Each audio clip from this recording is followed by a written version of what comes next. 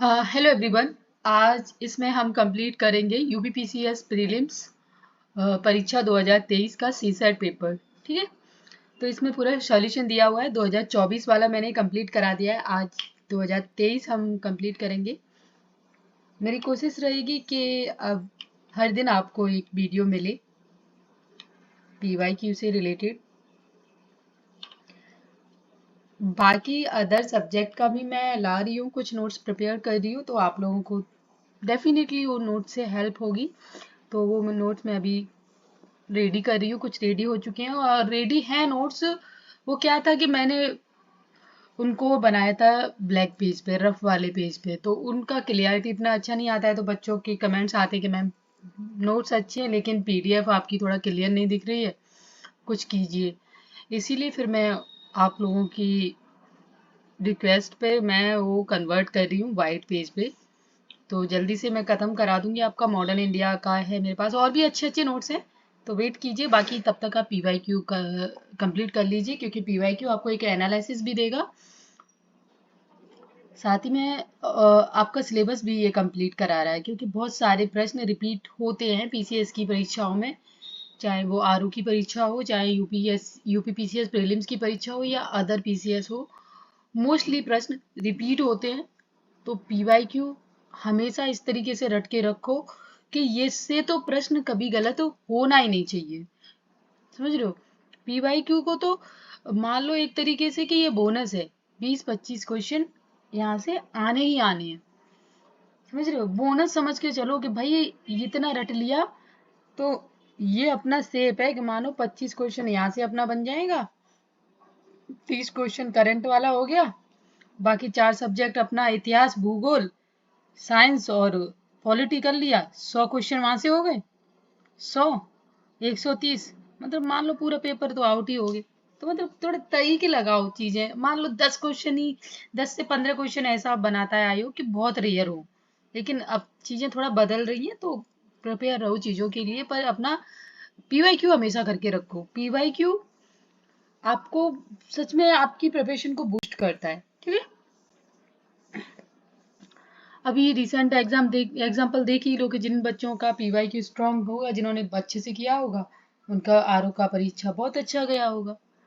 तो वो पीवाईक्यू का ही रिजल्ट था, इसीलिए मैं आप लोगों को पीवाईक्यू अच्छे से करा रही हूँ। तो चलिए स्टार्ट करते हैं। यहाँ पे निम्नलिखित में से सही विराम चिन्ह में युक्त वाक्य का चुनाव कीजिए। सुनो सुनो वह गा रही है। ठीक है, अब इसमें इसका एक्सप्लेनेशन मैंने आपको बोला था कि अगले वाले जो भी मैं पेपर करूंगी उसका डिटेल एनालिसिस दिया हुआ है कंप्लीटली, वो भी हम आपको बताएंगे। जैसे कि दिए गए विकल्प में सही विराम चिन्ह से युक्त वाक्य है सुनो सुनो वह गा रही है। अन्य वाक्यों में दिए गए वाक्यों के लिए के शुद्ध इस प्रकार होगा कि राम नरेश गोवर गणेश है, राम लक्ष्मण और शत्रुघ्न पधारे हैं, ये राइट होगा। उसके साथ ही क्या आप हरिद्वार से आ रहे हैं, तो यहाँ पे ये रॉन्ग दिया हुआ है, और ये आप राइट देख लो। ठीक है,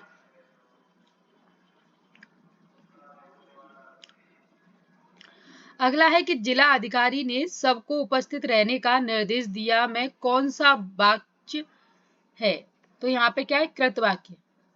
जिला अधिकारी ने सबको उपस्थित रहने का निर्देश दिया है, इस वाक्य में कृत वाक्य है। क्रिया के जिस रूप से कर्ता के प्रधानता का बोध होता है उसे कृत्य वाक्य कहते हैं। कृत्य वाक्य सकर्मक और अकर्मक दोनों क्रियाएं उपस्थित होती है। उदाहरण, रमेश आम खाता है, ग्वाल बाजार में दूध लाता है। तो क्या दोनों ही है कि यहाँ दूध ला रहा है, यहाँ पे एक क्रिया कर रहा है सकर्मक क्रिया, यहाँ पे क्या है कि दूध लाता है, तो अकर्मक हो गया। ठीक है,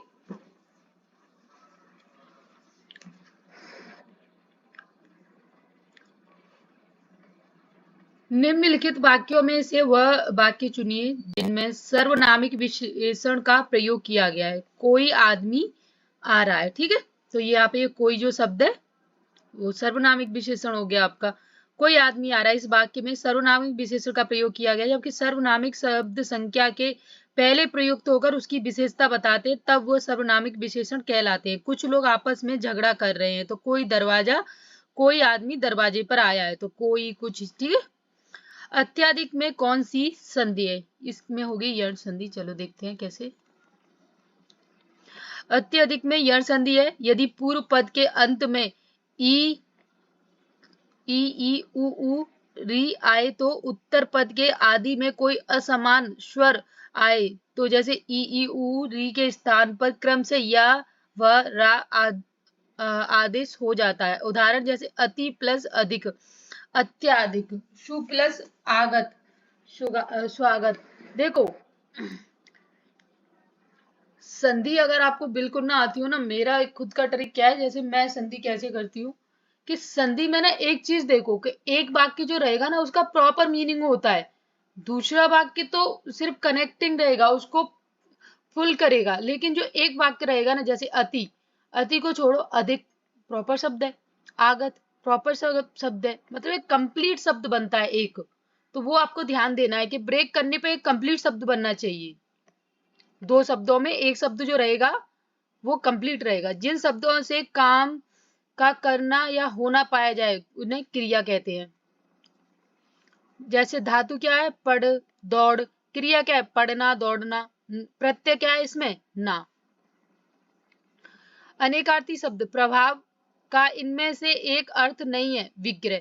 दिए गए विकल्पों में विग्रह शब्द प्रभाव का अनेकार्थी शब्द नहीं है। अन्य शब्द महिमा, सामर्थ्य या दबाव प्रभाव के अनेकार्थी शब्द हैं। इनमें से विलोम शब्द का सही युग्म है अंकुचन का प्रसारण। दिए गए विकल्पों में से अंकुचन का प्रसारण विलोम शब्द का सही युग्म है। विकल्पों में दिए गए विलोम शब्द का युग्म देख लेते हैं। सन्मुख का होता है विमुख, अल्पज्ञ का होता है भोग्य, स्थावर का होता है जंगम।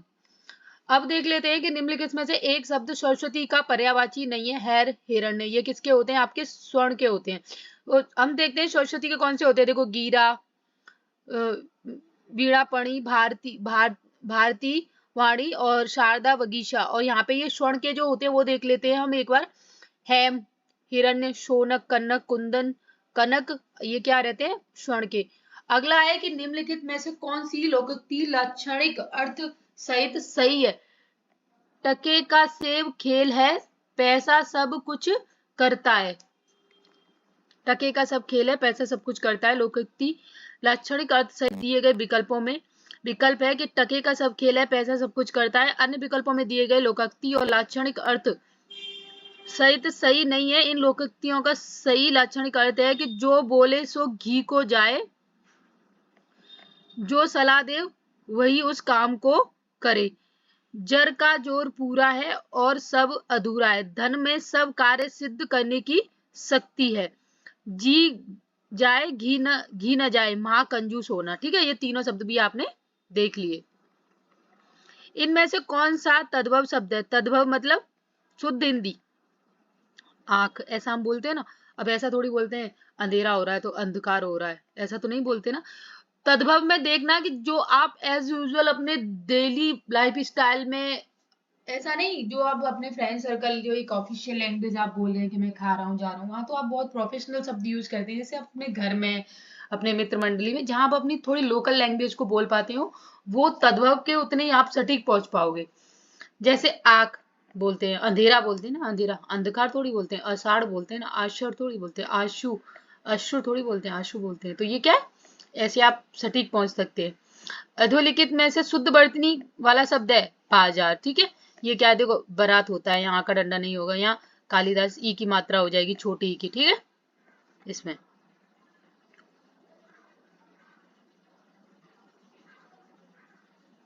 अब यहाँ पे देखो ये 12 से 16 तक गद्यांश दिया गया है। इस गद्यांश इसमें इतना इजी रहता है, इसको पढ़ो, पूरा पढ़ो, और चीजें वहीं से सीधा दी हुई होती है, कुछ भी अलग इसमें नहीं होता है। मतलब आप किए होंगे 9वीं 10वीं क्लास में, जो सिंपल रहता है ना गद्यांश पढ़ो, मतलब जिसको देखकर आपका मन एकदम खुश हो जाता था कि अच्छा कुछ तो मिल गया। ऐसा सीधा डायरेक्ट पूछेगा, इसका शीर्षक क्या है, सामने लिखा होगा, राष्ट्र के किस बल पर प्रगति करते हैं, वो चीजें है ना, सीधी यहाँ से आपके गद्यांश से फंस जाएंगी। बहुत इजी होता है। ठीक है, ये मैं कहना चाह रही हूँ, बहुत इजी होता है। 7-8 क्वेश्चन आपके आसानी से बन जाएंगे। 16 तक था यहाँ पे, इसमें 4 क्वेश्चन। ठीक है, अब देखते हैं। दुरिक्ति संधि अशुद्ध शब्द नहीं है। ठीक है, अशुद्ध शब्द इसमें क्या नहीं है, अच्छी संगति। दिए गए विकल्प में अच्छी संगति, दुरुक्ति संधि अशुद्ध शब्द नहीं है। गारज और हाथी सॉरी, गजराज एवं हाथी पर्यायवाची शब्द हैं। भवदिया के साथ आपकी और सदुपयोग के साथ अच्छा शब्द का प्रयोग अशुद्ध है। लदोधांति इनमें से किस बोली की उपभाषा के अंतर्गत आती है? बुंदेली। लोधांति बोली बुंदेली की उपभाषा है। बुंदेली भाषा बुंदेलखंड क्षेत्र में बोली जाती है। चंबल और यमुना नदियों के बीच मध्य प्रदेश और उत्तर प्रदेश का बुंदेलखंड उत्तर प्रदेश का क्षेत्र बुंदेलखंड कहलाता है। बुंदेली बोली शौरसेनी अपभ्रंश के पश्चिमी हिंदी के अंतर्गत आती है। ठीक है, अवधि किस अपभ्रंश से विकसित हुई है? अर्धमागधी अपभ्रंश से। ठीक है, अवधि बोली पूर्व हिंदी के अर्धमागधी अपभ्रंश के अंतर्गत विकसित हुई है। अर्धमागधी अपभ्रंश के अंतर्गत अवधि, बघेली, छत्तीसगढ़ बोली आती है। ठीक है, ये 3 बोलियां इसके अंतर्गत आती हैं। अगला है यहाँ पे शुद्ध वाक्य कौन सा है? श्री कृष्ण के अनेक नाम है। अनेक नाम होता है, अनेक, अनेक के साथ आप कितने भी नाम जोड़ सकते हैं। अनेकों शब्द जो होता है ना, अनेकों, वो रॉन्ग होता है। ठीक है, बाकी देखो यहाँ पे है कि छात्रों ने प्रधानमंत्री को अभिनंदन पत्र दिया। ये क्या है? अभिनंदन पत्र दिया। ठीक है, तो ये क्या है? आपका राइट है। प्रदान किया, प्रदान क्या है? कोई देखो, अब प्रधानमंत्री अब छात्र और प्रधानमंत्री, अब छात्रों का इतना लेवल थोड़ी है कि वो प्रधानमंत्री को कुछ प्रदान करेंगे। प्रदान क्या है कि एक बड़ी पर्सनालिटी की तरफ से कोई भी चीज दी जाती है, वहां पे ऐसे शब्द यूज किए जाते हैं। अब छोटा इंसान बड़े आदमी को क्या प्रदान कर सकता है? उसकी क्षमता है नहीं। तो ये प्रधान यहाँ क्या था? मैंने हमेशा बताया था कि अशुद्धि में जो कनेक्टिंग शब्द रहते हैं वही गलत रहते हैं। अशुद्धि को आपको फाइंड करना है तो कनेक्टिंग शब्द आपके रॉन्ग रहते हैं। अब देखो यहाँ पे ये रॉन्ग था कि नहीं? अनेकों। ठीक है, अब यहाँ पे क्या रॉन्ग है? इसमें घोर, देखो ये कनेक्टिंग शब्द है। घोर क्या होता है? घोर संबंध क्या होता है? घोर कोई प्रॉपर शब्द थोड़ी, घनिष्ठ होता है। ये मैंने आप लोग को बताया था ना शुद्धि अशुद्धि में। आप मेरे वीडियो देखना हिंदी वाले, डेफिनेटली आपको हेल्प मिलेगी उससे। निम्नलिखित में से किस एक वाक्य के शब्द में व्यंजन वर्ण संबंधी अशुद्धि है? तो क्या है? उसे धोखा देकर लूट लिया गया। तो यहाँ पे क्या है इसका सही? देखो, दिए गए वाक्य में उसे धोखा देकर लूट लिया गया के एक शब्द में व्यंजन वर्ण संबंधी अशुद्ध है। शुद्ध वाक्य इस प्रकार है कि उसने धोखा देकर लूट लिया। ठीक है, बाकी सब क्या है? जमींदार, ये सब क्या है आपके सही है। तुम किस कक्षा में पढ़ते हो? लोग मजदूरों का शोषण करते हैं, एकदम राइट वर्ड है वो। निम्नलिखित में से कौन सा तत्सम नहीं है? तत्सम नहीं है कौन सा? खार नहीं है। बाकी क्या है? छुर, बानर, क्षेत्र। बिल्कुल, आप अपने डेली लाइफ में छुर थोड़ी बोलते हो, बंदर को बानर थोड़ी बोलते हो, खेत को क्षेत्र थोड़ी बोलते हो, खेती बोलते हो ना। तो ये क्या है? आपके तद्भव है, ये आपके तत्सम है, तत्सम। ठीक है, अब यहाँ देखते हैं घोंगा। घोंगा वसंत मुहावरे का अर्थ क्या होता है? मूर्ख।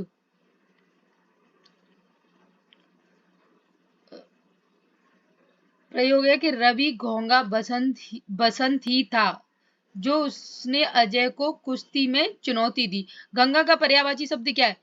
नहीं है, रवियतना। ठीक है, भगीरथ, त्रिपदगा, देव नदी। और बाकी अब देख लेते हैं ये किसके हैं आपके? रवितना, कालिंदी, कालगंगा, भानुजा, अर्कजा, कृष्णा, तारणी, तनुजा, ये किसके हैं आपके? यमुना के हैं। बाकी गंगा के मंदाकिनी, देवपगा, सरिता, ध्रुवनंदा, त्रिपदगा, नदीश्वरी, ये किसके हैं आपके? गंगा के हैं। यहाँ पे विसर्ग का उच्चारण स्थान क्या है? कंठव्य। क्या है कि आ का वर्ण में हा और ये सब क्या है? विसर्ग किस में आते हैं? कंठव्य में आते हैं। ऊ वाले जो भी पा वर्ण रहेगा ये आपके औष्ठ में आते हैं। चा वर्ण से था तक का जो रहेगा वो तालव्य में आते हैं। स्पर्शी व्यंजन के पंचम वर्ण में आ मतलब अंग जो होता है वो अनुनासिक में आते हैं। आगे और डिटेल में आपको बता दूंगी, नहीं तो ये जो हिंदी वाले कुछ रहेंगे ना, मैं अपने नोट्स के थ्रू आप लोगों को और क्लियर करा दूंगी। ये देखो इंग्लिश का है, इंग्लिश का भी पैसेज बहुत डायरेक्ट प्रश्न रहते हैं, इसको पढ़ो सीधा आपको सारे प्रश्न यहीं पे मिल जाएंगे। कितने तक है इसमें? 26 से 30 तक आपके इसमें दिए हुए हैं, 26 से 30 तक। ठीक है, आपका पैसेज का है, यहाँ से आगे अलग आपके स्टार्ट होते हैं। अब यहाँ पे क्या है? एक्टिव पैसे पूछे गए, ये आप कर लेना। यहाँ पे इसका जो राइट है, a bulldog was given to हर।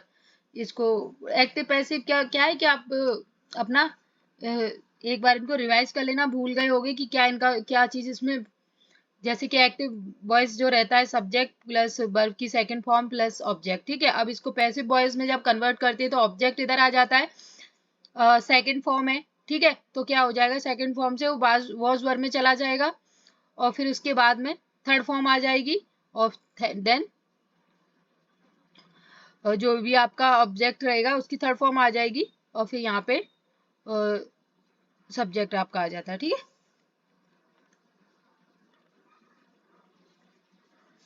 अगला था यहाँ पे फिलिंग करना है इसको, the air India is issuing ticket these days. तो यहाँ पे क्या है कि आप ये आपको खुद चेक करना है किस तरीके से आप इसको फिट करा पा रहे हैं, तो ये आपके खुद की नॉलेज पर डिपेंड करता है, इसको कोई ट्रिक नहीं हो सकता है।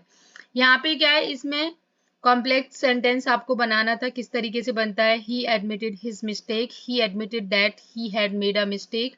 इसके लिए भी ये एक तरीका यहाँ पे रहता है, या फिर आप यूट्यूब पे वीडियो देखना, इंग्लिश वाले कुछ जो जो टॉपिक यहाँ से पूछे जा रहे हैं उनका एक एक बार सर्च करके देख लेना, आसानी से आप इसको समझ जाओगे। ये 12th लेवल वाले, ये 12th में पढ़े थे मैंने।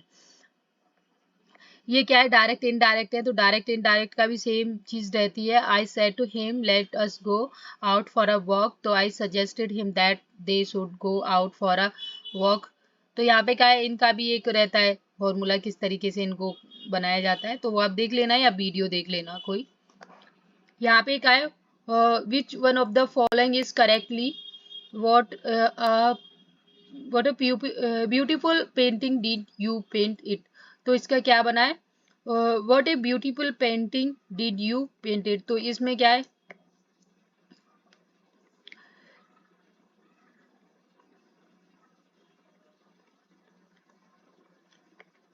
जो इंग्लिश के दो चार क्वेश्चन जैसे रहे ना, तो एक दो तो देखो नहीं बन पाए, तो उसके लिए पैनिक फील नहीं करना, बाकी आपको पैसेज मिल जा रहा है। और ये जो है इनके, या तो आप वीडियो देख लेना यूट्यूब से कि जो जो तीन चार क्वेश्चन आपके बन रहे हैं अलग से, या फिर इनको आप छोड़ भी सकते हो, इतना ज्यादा आपको टेंशन नहीं लेना है कि एक दो जैसे डायरेक्ट इनडायरेक्ट वाला बना लोगे, एक्टिव पैसिव बना लोगे, पैसेज बना लोगे, पूरा फिल वाला भी तुम इजिली फिल कर पाओगे। तो समझ रहे हो, वो आप कर लेना। एक दो प्रश्न अगर नहीं भी बनना है, यहाँ पे अपोजिट पूछा है, ठीक है, आता है ठीक है, नहीं आता है कोई इशू नहीं है। यहाँ पे क्या पूछा है, यहाँ पे भी आपको choose the correct word which express the meaning of underline word of the sentence given below, and Deepak has the penchant for the fine purity linking, इसका था, ठीक है। अगला है the consider the following statement and choose to current the correct option, the dash is used to indicate the abrupt stop or changes of the thought to resume and settled subject। इसमें दोनों ही सही थे।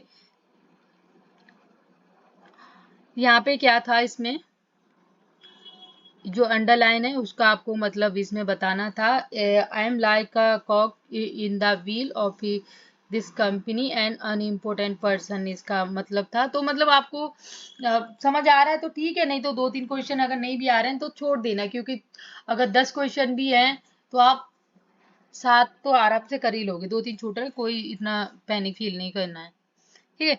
अब यहाँ से देखते हैं कितना हो गया आपका, 41। अब देखो ये तो आप बना ही लोगे, रीजनिंग का है, और इवन किस तरीके से कि ये सारे का नंबर हमने किया और सबको ऐड किया।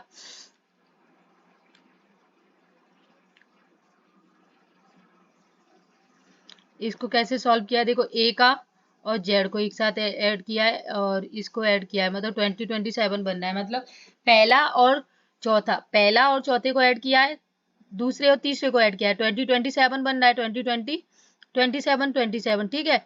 अब दूसरा देखते हैं, 27 बनना है और दूसरे में 26 बनना है, तीसरे में 24 बनना है, इधर भी 24 बनना है, इधर भी 24 बनना है, 26 बनना है। मतलब कि देखो रीजनिंग जब आप सॉल्व कर रहे हो तो अपना दिमाग लगाना, या तो आप इस सारे को एक साथ सॉल्व करना, ठीक है, या जैसे कि इसमें आप थोड़ा सा कनेक्ट करना कि चीजों को कैसे कनेक्ट किया गया है, ठीक है।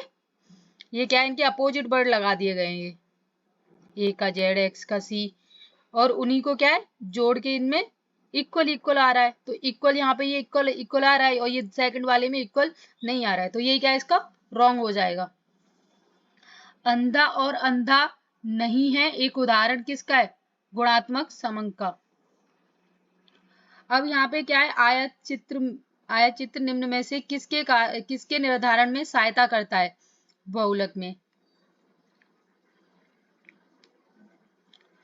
ये यहाँ पे दिया हुआ है कि 11 प्रक्षेपणों को आरोही क्रम में व्यवस्थित किया जाता है। यदि 10 एवं 9 क्रम से सम एवं विषम स्थानों पर आने वाले प्रक्षेपणों के समांतर मध्य है तो सभी 11 प्रक्षेपणों का मध्य है। तो ये यहाँ पे ये मध्य के लिए ये फॉर्मूला इसमें लगता है।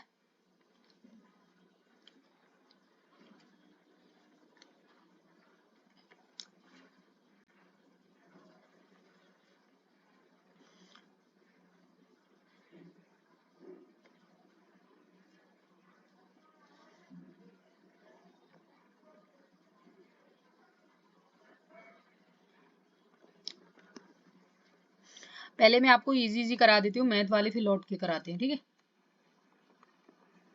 देखो 42 तक आराम से बन रहे थे आपसे, क्योंकि मैथ के अलग अलग अलग तरीके के इसमें रहेंगे उसको, पर चलो देख ही लेते हैं एक ही बार में।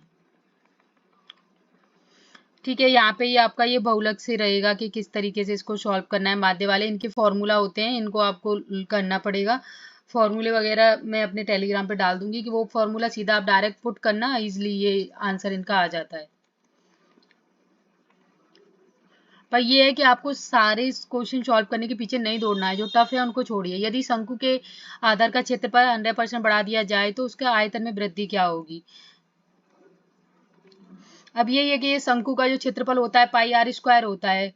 पाई का मान यहाँ पे 10 है, पाई आर स्क्वायर 100 पाई हो गया। शंकु के आधार का क्षेत्रफल 100% बढ़ा दिया जाए तो क्या हो जाएगा, ये 2 इंटू 100 पाई हो गया। नया आधार क्षेत्र आपका 200 हो गया। पाई आर स्क्वायर बराबर 200 पाई, और यहाँ से आपका शंकु का आयतन क्या होता है 1/3 पाई आर स्क्वायर एच। ठीक है, यहाँ पे आपको आर की वैल्यू पुट कर दी, यहाँ से वो उसका नया आयतन निकल के आ गया। तो इस तरीके से आप इसको सॉल्व कर सकते हैं, मतलब कि एक फॉर्मूला बेस रहते हैं, बहुत ज़्यादा टफ भी नहीं रहते, पर यही है कि अपना आपको इंटरेस्ट है तो करो, क्योंकि इसमें टाइम टेकिंग भी हो सकता है। अटक गए तो टाइम, क्योंकि इजी प्रश्न आपके पास 70 क्वेश्चन ऐसे हैं जो इजी सॉल्व हो सकते हैं, तो फिर कोई 30 में क्यों फंसना चाहेगा। अब देखो ये भी है, बेलन वाला है।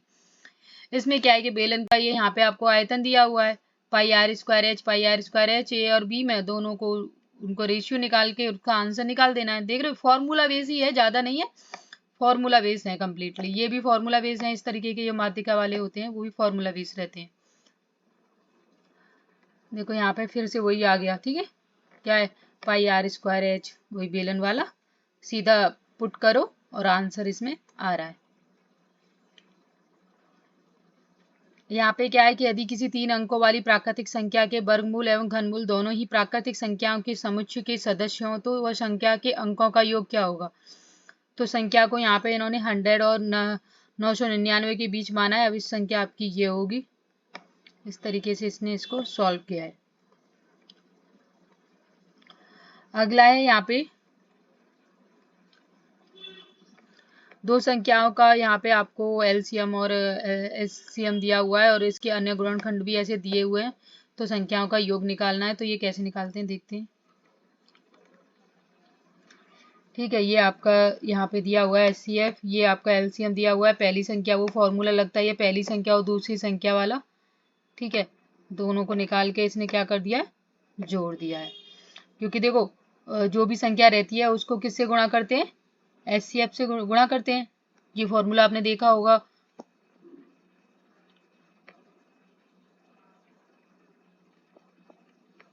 उसके बाद में क्या रहता है, विकल्पों में से अनेक अंकों के समुच्चय को चुनिए जो समुच्चय 6, 36, 63 के समरूप हैं। देखो ये क्या है, 6, 6 का स्क्वायर क्या होता है 36, 8 का स्क्वायर क्या होता है 64, और ये जस्ट इसका उल्टा कर दिया गया है। तो ये क्या है, बहुत इजी था, देखो आसानी से बन गया, इसमें इतना कुछ किया नहीं गया है। अब इसमें क्या है, यदि दो बहुपद के एलसीएम और एचसीएफ का क्रम से ये आपको दिया हुआ है, इनमें से एक बहुपद ये है तो दूसरा बहुपद क्या होगा। एलसीएम एचसीएफ ये होता ही है, यही वाला फॉर्मूला मैं बता रही थी। और एक फॉर्मूला और होता है एबीसी इंटू एचसीएफ करके होता है, जो ऊपर वाले में पुट हुआ था।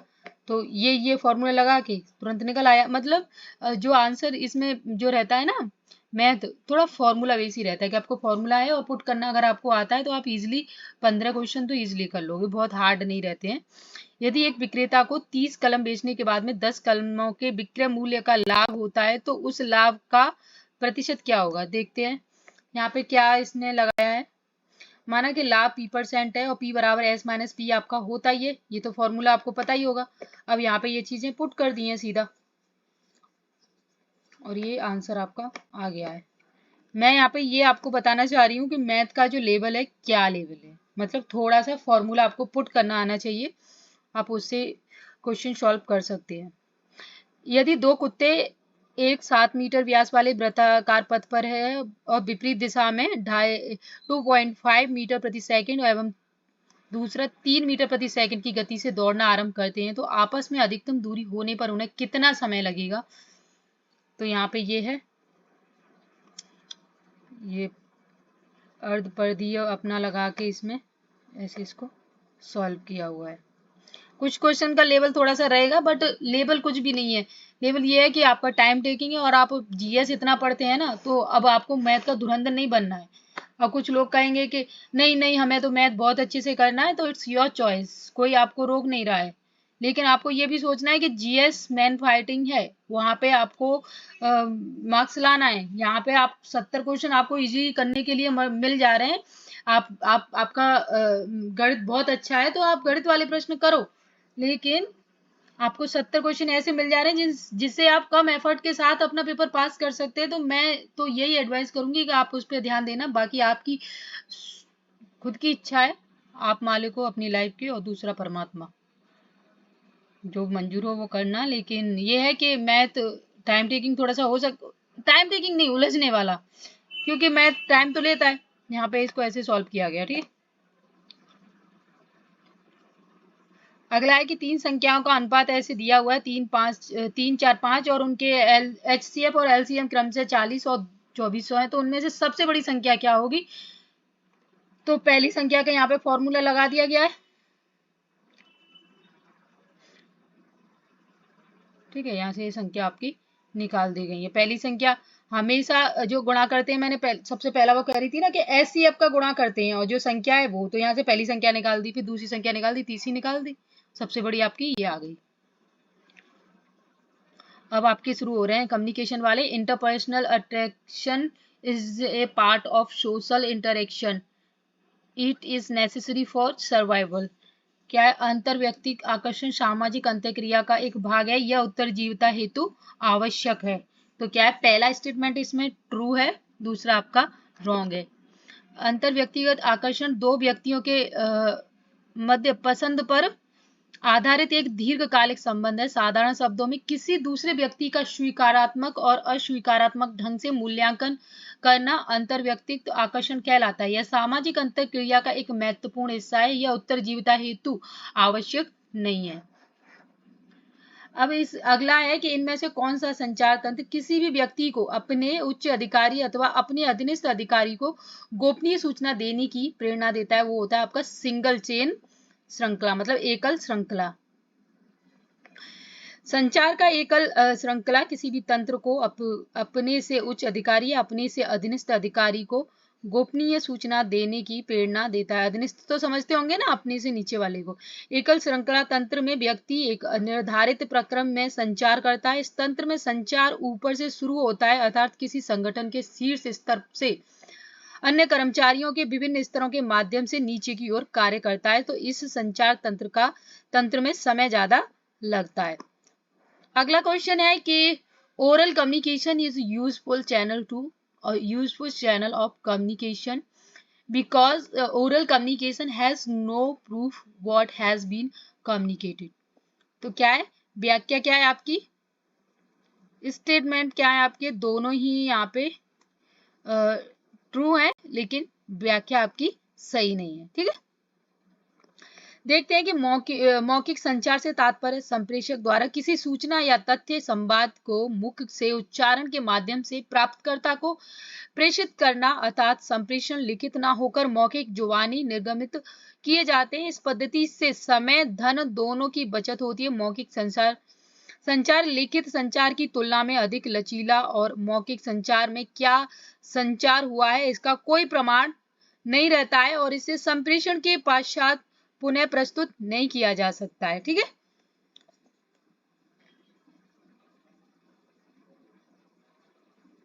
अगला क्वेश्चन है आपका,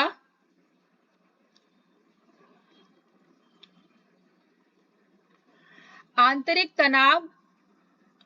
तनाव जब ऐसी स्थिति के कारण उत्पन्न हो जो कि अपने आंतरिक मूल्यों के विरुद्ध सूचना प्राप्त होने से होता है तो उसे किस रूप में जाना जाता है? संज्ञानात्मक विसंगति। आंतरिक तनाव जब एक ऐसी स्थिति के कारण उत्पन्न हो जो अपने आंतरिक मूल्यों के विरुद्ध सूचना प्राप्त होने से होता है तो उसे संज्ञानात्मक विसंगति के रूप में जाना जाता है। बेचैनी की वह भावना जो किसी के विश्वास, दृष्टिकोण, मूल्य और उसके कार्यों के मध्य आपसी तनाव के कारण उत्पन्न होती है। लियोन फेंस्टिंगर ने 1950 के दशक में इस अवधारणा को विकसित किया और इस अवधारणा का व्यापक अध्ययन मनोविज्ञान में किया जाता है। निम्नलिखित में से कौन सी एक प्रणाली अनौपचारिक संचार नेटवर्क का प्रकार नहीं है? कौन सी नहीं है? परिपत्र मतलब सर्कुलर नहीं है। बाकी सब क्या है? गॉसिप करना, क्लस्टर, समूह में बातें करना और क्या है प्रोबेबिलिटी, ये सब क्या है आपका अनौपचारिक में आते हैं। डेविस कीन के अनुसार अनौपचारिक संचार के निम्न प्रकार क्या होते हैं? गॉसिप करना, क्लस्टर नेटवर्क, जो भी आप ग्रुप में अपना बातें करते हैं वो सब क्या है आपके एक अनौपचारिक है। वहां पे कोई औपचारिकता थोड़ी होती है, जिसको जैसे बोलना है, जो बोलना है बोल लो। नीचे दिए गए कथनों में से जिनमें एक वो कथन और वो रीजन दिया हुआ है, क्या मैं पढ़ रही हूँ उसको ये बताते हैं सीधा। संचार की स्पष्टता प्रभावपूर्ण संचार प्रक्रिया के लिए आवश्यक है क्योंकि पर्याप्तता एवं टाइमिंग प्रभावपूर्ण संचार प्रक्रिया के लिए आवश्यक नहीं है।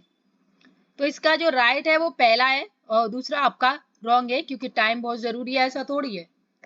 एक प्रभावी संचार के निम्नलिखित गुण होते हैं: स्पष्टता, सही, पूर्ण, संक्षिप्त और दयालु। इन्हें संचार के 5C कहा जाता है। किस चीज को? स्पष्ट भी होना, ऐसा नहीं आप बोले जा रहे हो सामने वाले को कुछ पल्ले ही नहीं पड़ रहा है। सही होना, पूर्ण होना, ऐसा नहीं आधी अधूरी इंफॉर्मेशन लेके अपना ज्ञान दिए जा रहे। संक्षिप्त होना, ऐसा भी नहीं कि ऐसा कि भैया घंटों वार्तालाप चल रहा है, घंटों मीटिंग चल रही है। संक्षिप्त होना चीजों का कि हाँ जल्दी, और उसमें थोड़ा काइंडनेस भी हो, ऐसा नहीं रूड आप दिखा रहे हो अपना, तो कोई भी आपको सुनने में इंटरेस्टेड नहीं होगा। तो ये इसको क्या बोला जाता है? इसी को 5C बोला जाता है कम्युनिकेशन में। एक संचार तभी प्रभावी होगा जब वो पूर्ण स्पष्ट रूप से स्पष्ट हो, प्राप्तकर्ता को उसी प्रकार से समझ में आए जिस अनुरूप में उसे संप्रेषित किया गया। ठीक है,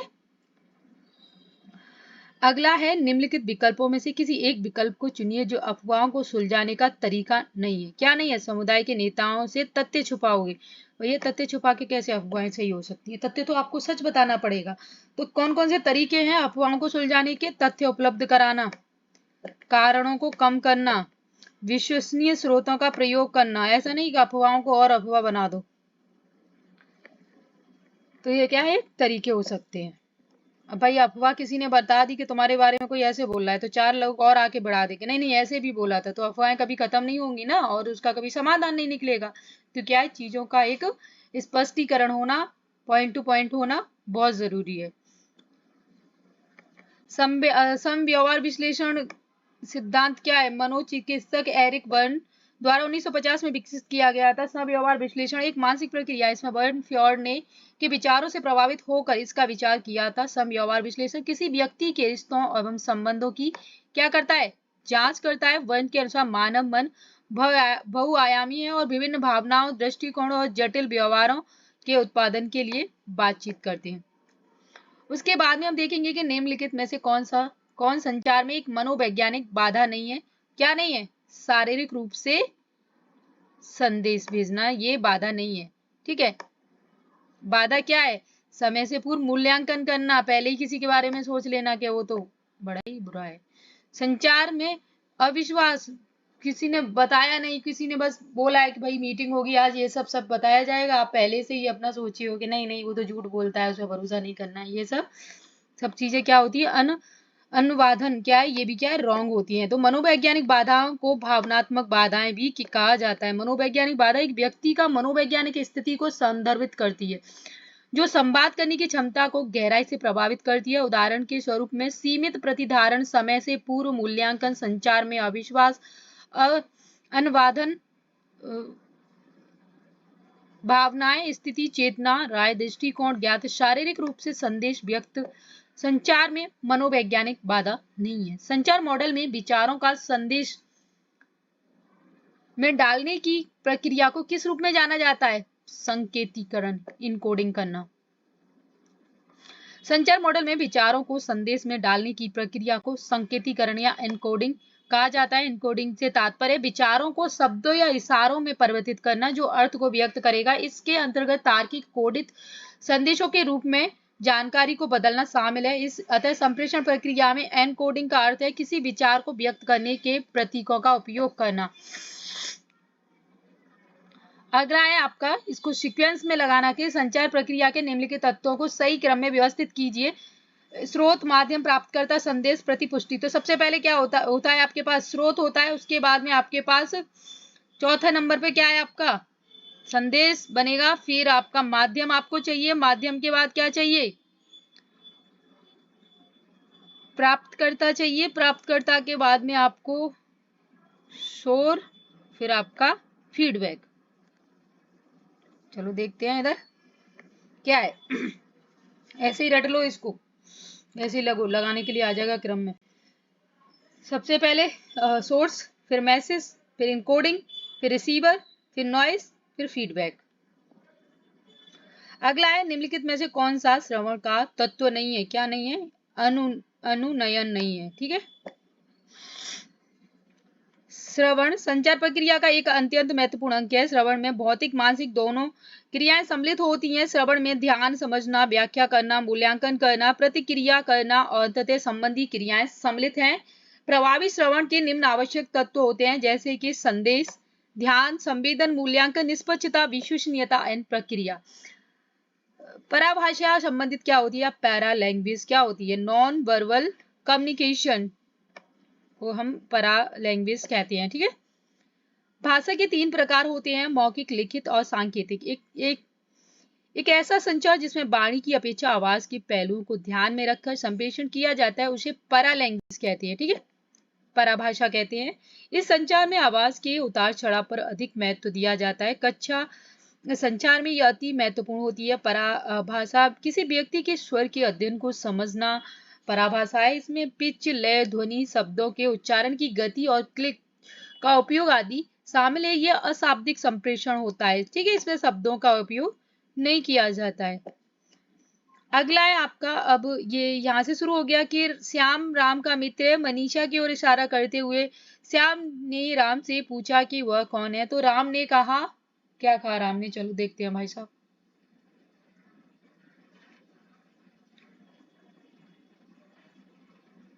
कहाँ है राम? उसका बेटा मेरे बेटे का क्या है? चाचा। तो मनीषा का राम से क्या संबंध है?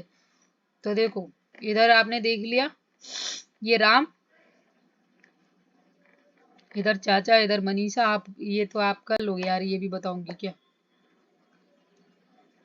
सिंपल है, दो जो बोलता जा रहा है उसको बस फिगर आउट करते चलो। सिंपल होता है ये वाले प्रश्न सॉल्व करना कि जो बोलता है वो लिख लो, पहले लिखते चलो और जैसे वो इशारा कर रहा है उधर इशारा भी कर दो, तुरंत आपका फिगर आपके सामने तैयार हो जाएगा।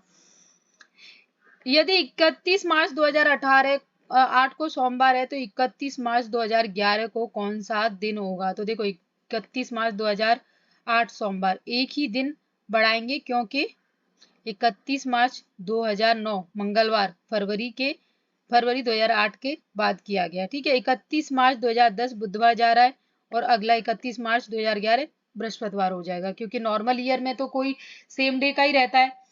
जैसे नॉर्मल ईयर है आपका तो सोमवार की पड़ रहा है पहला दिन 1 तारीख, तो 31 तारीख भी सोमवार की पड़ेगी। अगर वही आपका लीप ईयर हो जाएगा तो एक दिन बढ़ जाएगा। तो नेक्स्ट डे जैसे ये सोमवार की पड़ रही है आपका, ये मानो कि 31 मार्च 2008 आपका सोमवार है। ठीक है, और यहाँ पे फरवरी तो निकल चुकी है, 4 दूनी 8, मतलब ये आपका भाग पूरा जा रहा है, तो ये क्या हो गया आपका लीप ईयर हो गया। तो यहाँ पे क्या है आपका एक दिन बढ़ रहा है, तो अब ये साल की जो एंडिंग होगी वो किस पे होगी, एक दिन बढ़ने के साथ होगी आपकी साल की एंडिंग जो होगी, तो एक दिन बढ़ने के साथ होगी, तो ये किस पे पहुंचेगी आपकी मंगल पे पहुंच जाएगी, मंगलवार पे आपका पहुंच जाएगा 31 मार्च। समझ में आया कैसे?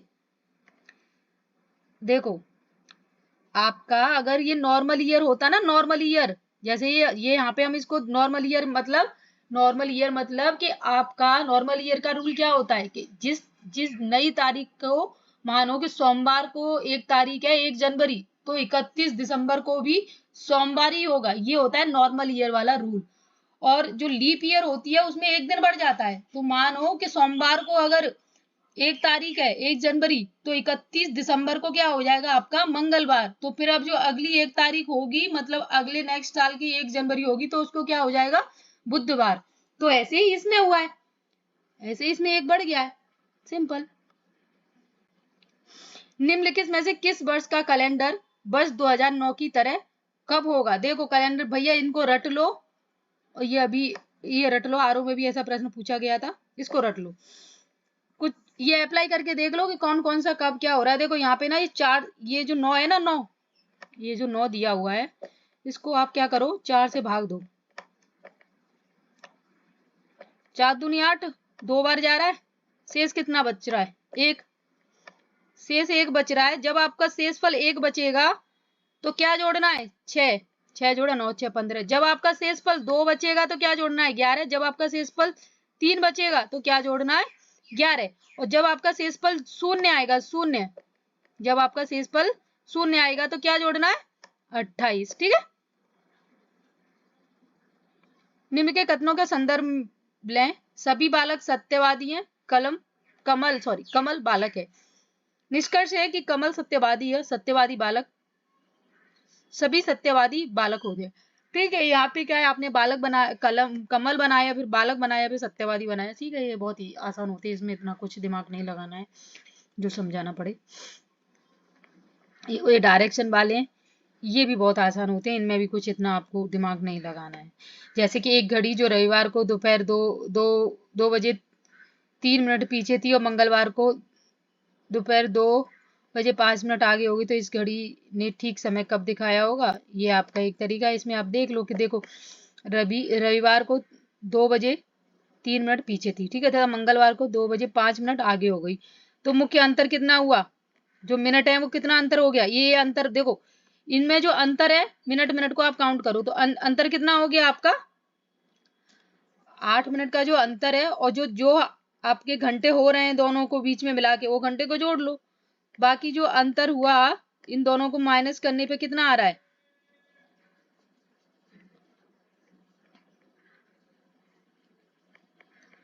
एक मिनट में आपको बताती हूँ कितना। यहाँ पे अब हमें 1 का निकालना है। देखो यहाँ पे मुख्य अंतर आपका कितना हुआ 8 मिनट का, ये दोनों मिनट जोड़ ली। अब ये पूरा कितने आवर्स हो रहे हैं 2 बजे रविवार के, और इससे लेके 48। ठीक है, ये आपने पहला पैरामीटर निकाल लिया। अब आपको निकालना है 3 मिनट का अंतर, क्योंकि पहले में आपको पूछ रहा है 3 मिनट का, 3 मिनट का निकाल लिया। ठीक है, तो यहाँ से ये आपको 3 मिनट का अंतर निकाल के कितना आया आपका 18 घंटे आगे हो गई। तो घड़ी का ठीक समय कब दिखेगा 2 बजे 18 घंटे बाद, मतलब कि सुबह 8 बजे। ठीक है,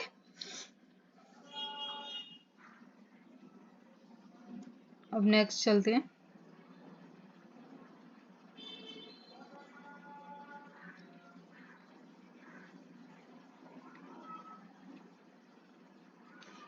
कोई कंफ्यूजन तो नहीं रहा है ना यहाँ पे, ये 3 का हम अंतर निकाल रहे हैं, तो ये वाला जो हार्श है ना, ये घंटे वाला, ये वाला ये हार्श लगा, ये 3 मिनट का यहाँ गुणा कर दिया, सिंपल। जो संबंध 6 तथा 16 से है वही संबंध 12 से किसका होगा? चलो देखते हैं भाई साहब आगे।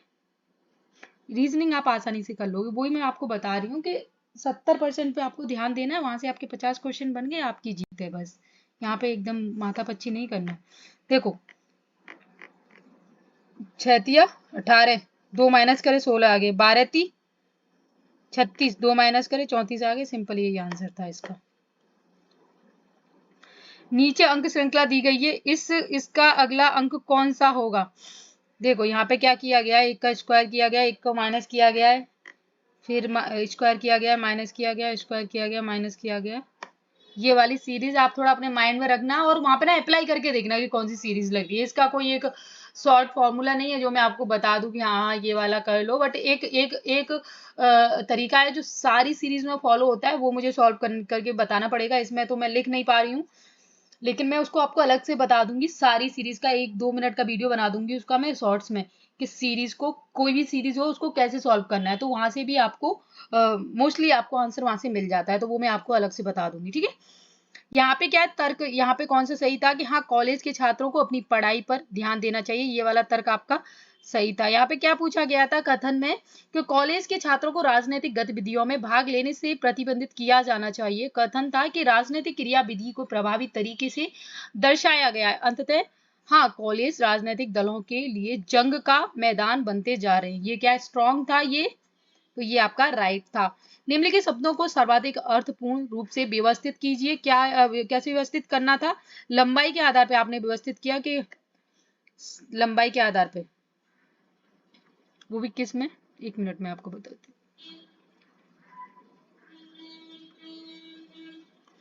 अच्छा, लंबाई के आधार पर विकसित किया तो सबसे छोटी साइकिल होगी, साइकिल से बड़ी कार होगी, कार से बड़ी बस होगी, बस से बड़ी रेल होगी, ठीक है।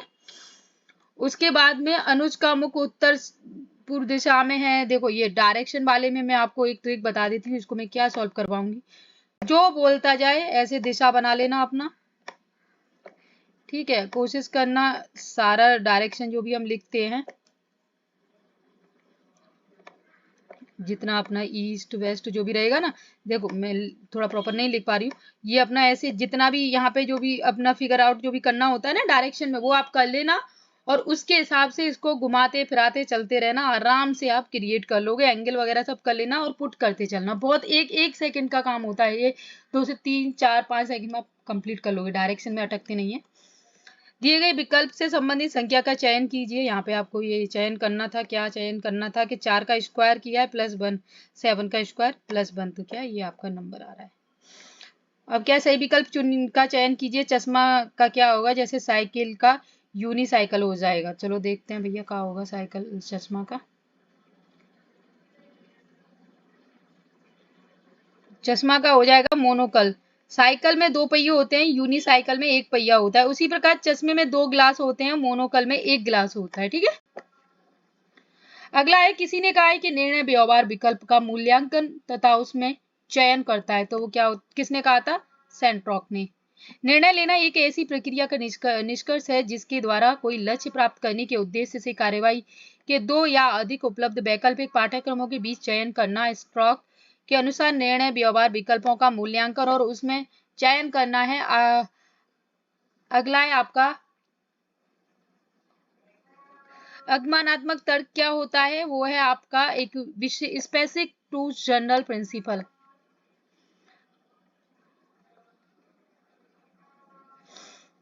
अनुमानात्मक तर्क के अंतर्गत सर्वप्रथम अनेक उदाहरणों का प्रस्तुतिकरण किया जाता है जिसके आधार पर छात्र एक निश्चित निष्कर्ष पर पहुंचने का प्रयास करते हैं। इस विधि में छात्र विशिष्ट से सामान्य की ओर चलता है और सभी तर्क सामान्यीकरण एवं सिद्धांत निर्माण में सहायक होते हैं। इसमें सर्वप्रथम विभिन्न तर्क वाक्य का प्रयोग करने के पश्चात अंत में निष्कर्ष प्राप्त किया जाता है। एल्गोरिथम एक प्रकार है किसका, यांत्रिक समाधान का, मैकेनिकल सॉल्यूशन। एल्गोरिथम निर्देशन का समूह जिसके द्वारा किसी भी विशेष समस्या का समाधान प्रस्तुत किया जाता है। दूसरे शब्दों में एल्गोरिथम एक प्रक्रिया जिसके द्वारा प्रोग्रामिंग में आगे आने वाली समस्या का समाधान किया जाता है। यह एक तरह का यांत्रिक समाधान है जिसका प्रयोग जटिल समस्याओं को हल करने और के लिए किया जाता है। किसी प्रकार के कार्य के संपादन के लिए एल्गोरिथम को इनपुट देना पड़ता है।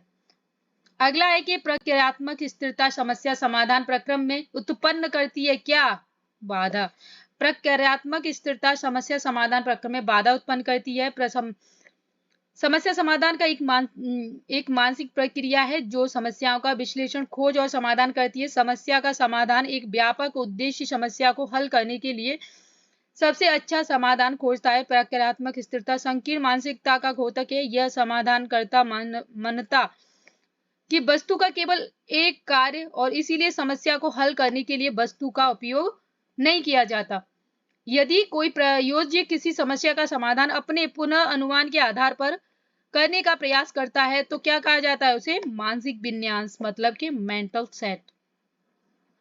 यदि कोई प्रायोजक किसी समस्या का समाधान अपने पूर्व अनुमान के आधार पर करने का प्रयास करता है तो इसे मानसिक विन्यास कहा जाता है। मानसिक विन्यास आमतौर पर किसी समस्या के सबसे परिचित समाधान के साथ रहने और विकल्पों को हठपूर्वक अनदेखा करने के लिए मानसिक प्रवृत्ति की संदर्भित करता है। यह प्रवृत्ति संभवतः पिछले ज्ञान द्वारा संचालित होती है और यह प्रक्रियात्मक सीखने का एक अस्थायी उप उत्पाद भी है। अगला प्रश्न है कि संभाव्य समाधान के लिए सफलता मिलने तक एक प्रयास करना को क्या कहा जाता है? Trial and error. एक संभाव्य समाधान के लिए सफलता मिलने तक प्रयास करना प्रयास एवं त्रुटि कहा जाता है। प्रयास एवं त्रुटि सिद्धांत किसने दिया था? डर्नडाइक द्वारा दिया गया था। डर्नडाइक का कहना था कि पशु और मनुष्य किसी कार्य को प्रयत्न और त्रुटि द्वारा सीखता है। प्रारंभ में इसने चयन और संयोजी नाम दिया था। बाद में प्राणी द्वारा करने के बाद किसी एक सही अनुक्रिया को चुनकर कार्य करने के सिद्धांत को प्रयत्न और भूल सिद्धांत भी कहा गया। वीडियो पसंद आए तो प्लीज ज्यादा से ज्यादा लाइक करना, शेयर करना। मैंने कोशिश की है कि देखो मैथ वाले क्वेश्चन के लिए थोड़ा लिखना पड़ता, मेरे पास अभी वो सब अवेलेबल नहीं है कि मैं लिख के आपको करवा पाती। बाकी मैं मैथ के बता चुकी हूँ आपको कि बहुत ही फॉर्मूला बेस है, आप अपना थोड़ा भी खुद का भी दिमाग लगाना क्योंकि पेपर आपको देना है।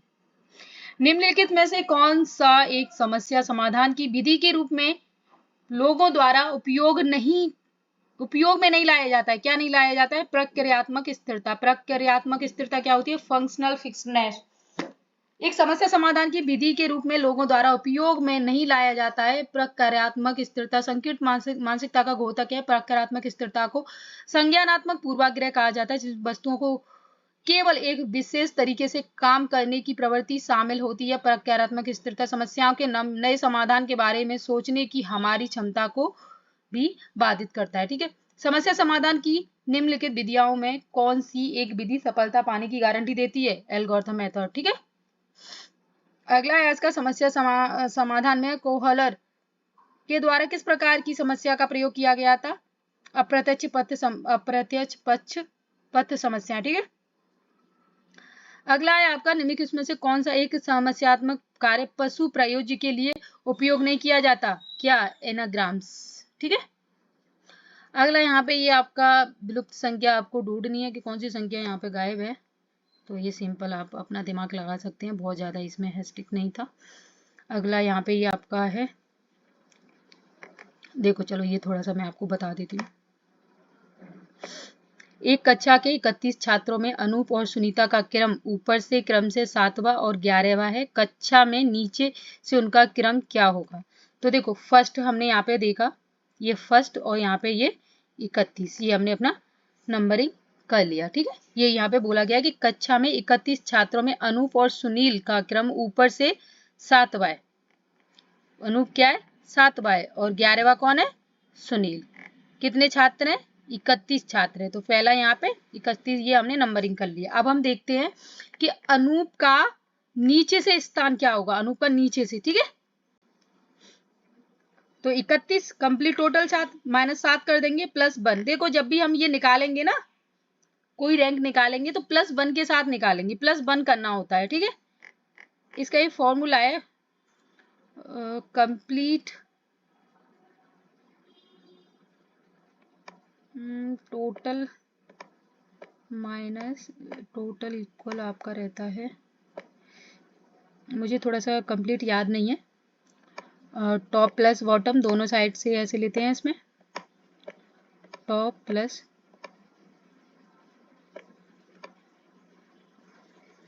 और ये -1 रहता है, शायद ये इसका फॉर्मूला रहता है। देखो मैं ढंग से लिख नहीं पा रही हूँ, sorry for that, but I try to. ठीक है, फॉर्मूला इसका ये रहता है, मैं आपको ऐसे बोल के बता दे रही हूँ।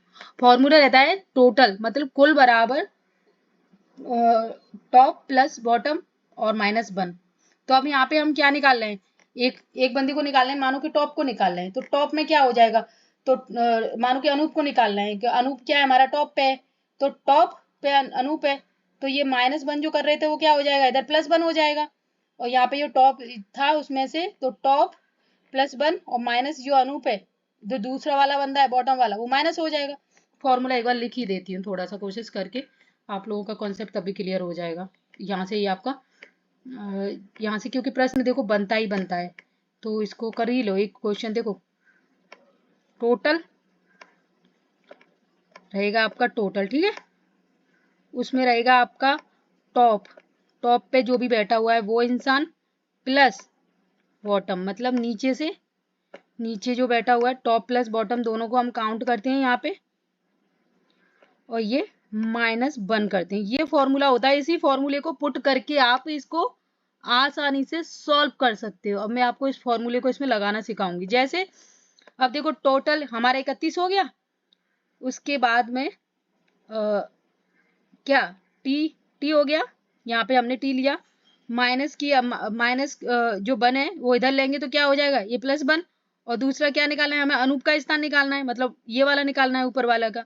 तो क्या है, जो अनूप का स्थान दिया हुआ है वो माइनस हो जाएगा यहाँ से, तो ये क्या हो गया, अनूप को इधर लेंगे तो क्या हो जाएगा, माइनस हो गया। तो सिंपल पुट कर दो, दोनों में ऐसे ही पुट किया गया है, ठीक है। आशा करती हूँ कि ये आप लोगों को समझ में आ गया होगा। इसको कर लेना, ना समझ में आओ फिर बार बार सॉल्व करना ये फॉर्मूला लगा के।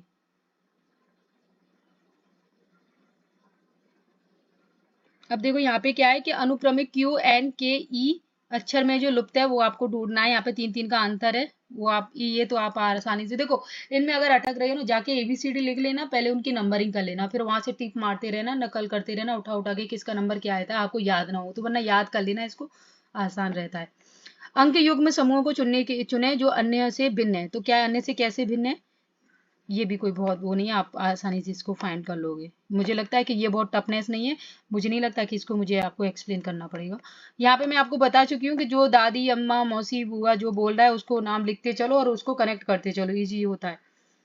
यदि किसी कोड भाषा में ये दिया हुआ है, हाँ ये भी कुछ नहीं है, ये भी बहुत ईजी है, ठीक है। थोड़ा सा बता देती हूँ, कहेंगे मैम सारा इजी बता दिए आप तो। यदि किसी कोड भाषा में LC को 6 और TE को 10 लिखा जाता है, तो उसी कोड भाषा में PD को क्या लिखा जाएगा। चलिए देखते हैं कि L और C, L का क्या रहता है नंबरिंग 12 और C का क्या रहता है 3।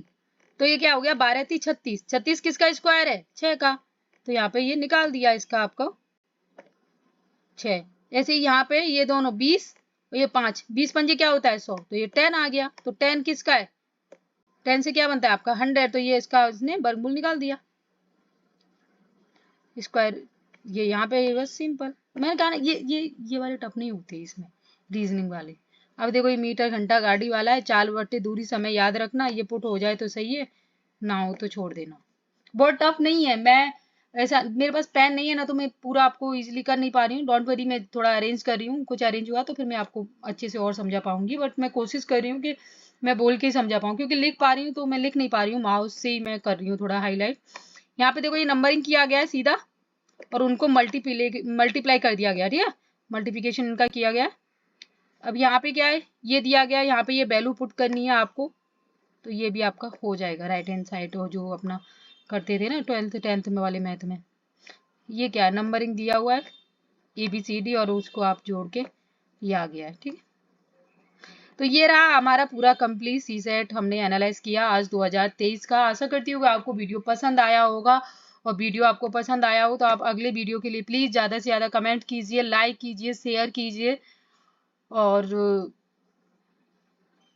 बस यही बोलूँगी कि प्लीज़ ज़्यादा से ज़्यादा लाइक करो, शेयर करो। जो भी आपकी फीडबैक हो आप कमेंट बॉक्स में लिख सकते हैं। PDF आपको चाहिए तो आप मुझे टेलीग्राम पे मैसेज भेजना या कमेंट्स कर देना, मैं आपको शेयर कर दूँगी। तो इसके साथ ये वीडियो मैं यहीं पे फिनिश करती हूँ।